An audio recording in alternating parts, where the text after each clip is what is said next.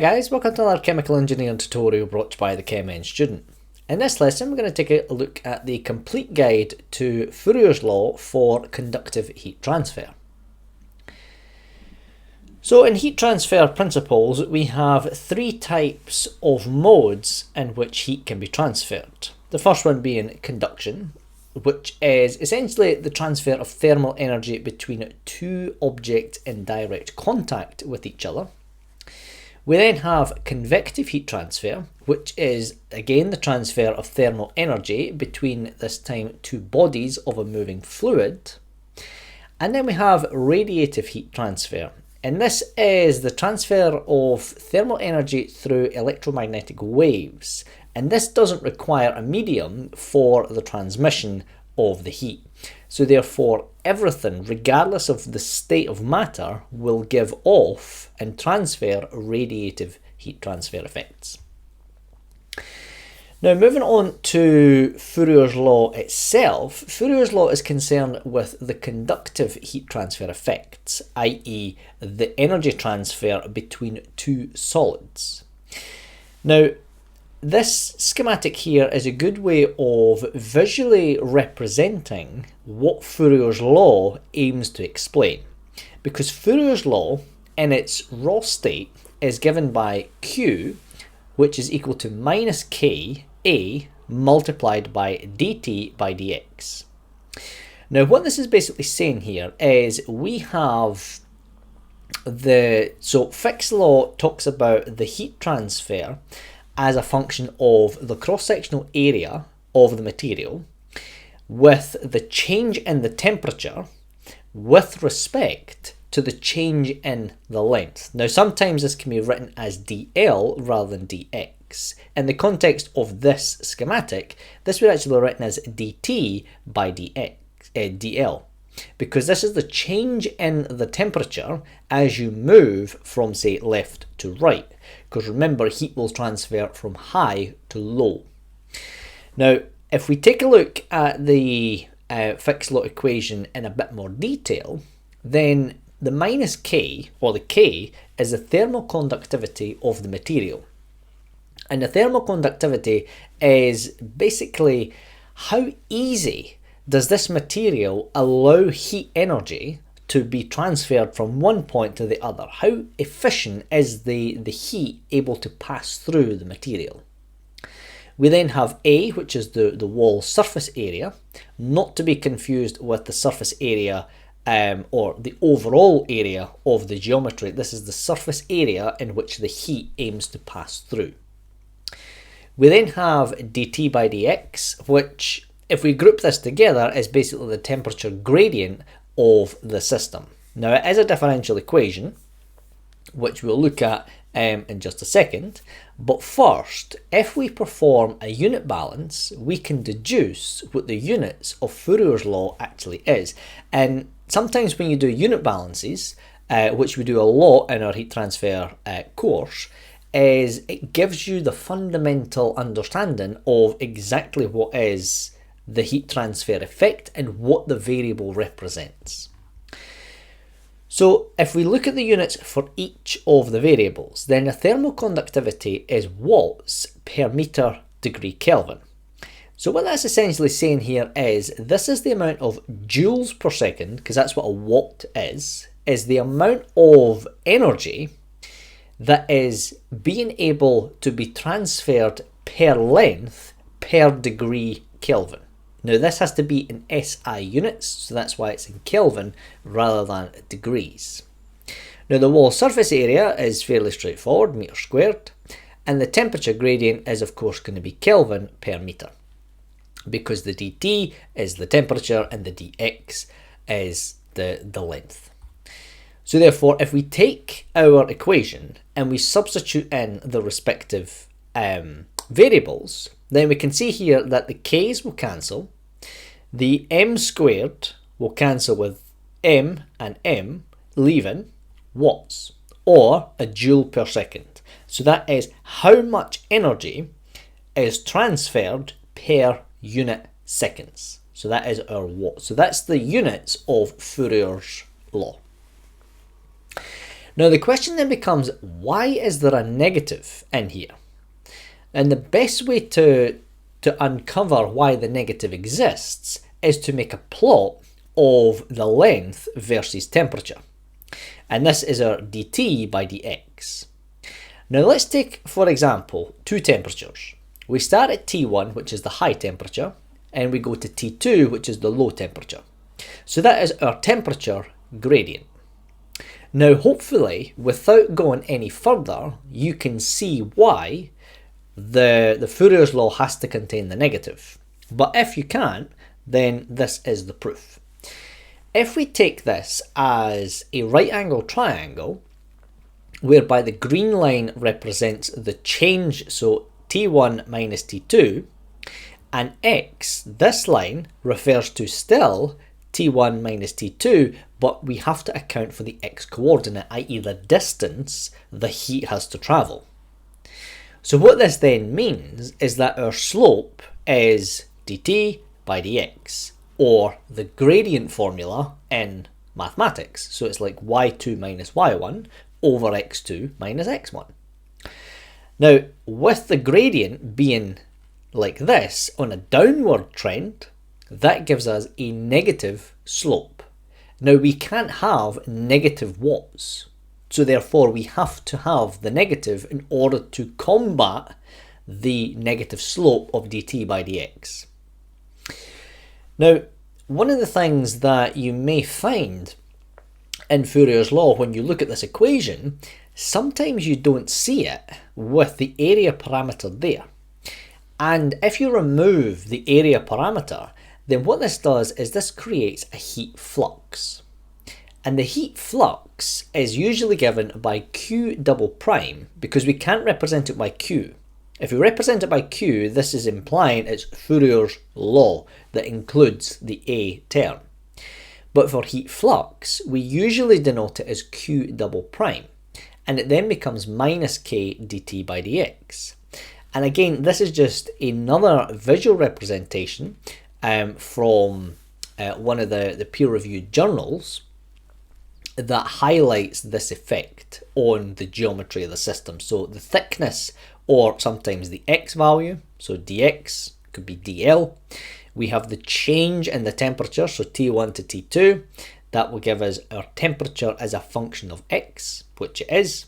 And Q double prime, so the heat flux, is the amount of heat that transfers from the left to the right, going from the high temperature to the low temperature. Now we can express this both in 2 dimensions and 3 dimensions. But if we consider the geometry of the heat flux, then we can always say that for isentropic systems, the heat flux is always perpendicular. Now, perpendicular means in mathematics is at right angles to each other, which therefore gives this relationship between the slopes. So when we think back to the gradients, if the system is perpendicular, it basically implies that the slope of one is the reciprocal of the other. So that only applies for isentropic systems. So that's just something to bear in mind if you come across heat transfer effect for isentropic systems. Now this changes the representation of the equation, and rather than it being a definite integral, a definite differential equation, we have to change it to a partial differential equation, which then becomes to some generic term partial dn. So Q double prime, so that's the heat flux, as a representative of some general term as a partial differential. Now, if you wanted to express this as 3-dimensional heat flux, then instead of 2 dimensions, in 3 dimensions, you have to express it as a vector quantity. So therefore, we have to define our I, our j, and our k variables. So I, of course, representing the x, the j representing the y, and the k representing the z axis. Now we can simplify this expression further, and usually this is the most common representation for 3-dimensional heat flux is Q double prime minus K. This inverted triangle, which is like the reciprocal of the temperatures, which defines for this heat flux vector quantity. So that's usually the way that you would represent this for three-dimensional heat flux vectors. Now that's us in a kind of a fundamental analysis of Fourier's law, but it's always a good idea to really go into the bare bones of some of the analysis of Fourier's law, because if you can understand this in the context of conductive heat transfer, then the same type of behavior, not exactly the same, but similar behavior patterns can be deduced for convective heat transfer as well. When it comes to the radiative stuff, that's when it gets a bit more complicated. And if heat transfer is something that you are taking at university, or it's something that you are interested in, then we do have a fully comprehensive, one of our best courses on heat transfer, which takes you from the very fundamentals to the most advanced analysis techniques, problem solving of heat transfer across the entire range for engineers and applications alike. So I'll put a link in the description to that if that's something that you are interested in. But looking at the advanced analysis for Fourier's law, then in the context of heat conductance in its raw state, we can look more in depth at the physical properties of the material and how we can represent heat flow through any 3D object. We'll need to perform a second partial differential in order to create the following equation. So we can see here that we have our second order partial differential equation in 3 dimensions, and the K is the representative for the thermal conductivity of the material for each of the axes. But this time, we now have this as a function of the physical properties of the material. So we have the density and the specific heat capacity multiplied by the partial temperature change with unit time. So we've now brought in this idea of a rate, which makes sense because Fourier's law in its general state was in watts or joules per second. So we're staying consistent with our nomenclature. But in order to solve this properly, we need to set a set of boundary conditions. Otherwise, this equation in itself is infinite. So just like in integration for differential equations, you have to provide a set of boundary conditions. And in order to do this, you would need to take this to an actual application, which in this case we aren't going to do in this particular tutorial. But if it's something that you are interested in, let me know in the comment section below, and we maybe look at creating a more advanced application for Fourier's law in heat conductance. But simply looking at this equation, if we consider the left-hand side and the right-hand side, then the left-hand side represents the net rate of heat conductance. So all of this here is the net rate for the heat that is conducted in all 3 axes, the X, the Y, the Z. Whereas the right-hand side represents the rate of change of the thermal energy. Now remember, we had this idea of what K represents, the thermal conductivity of the material. But we now have the physical property of the specific heat capacity. So that's the ability of the material, how much heat it can possess. So therefore, how much heat can be moved from one to the other. So the rate of change of the thermal energy. So as the Cp changes, we will then have a different rate of thermal energy. Also as well, if the delta T changes, then your driving force for heat transfer is also going to change. But the thing that we want to extract from this analysis is to look at the idea of diffusivity.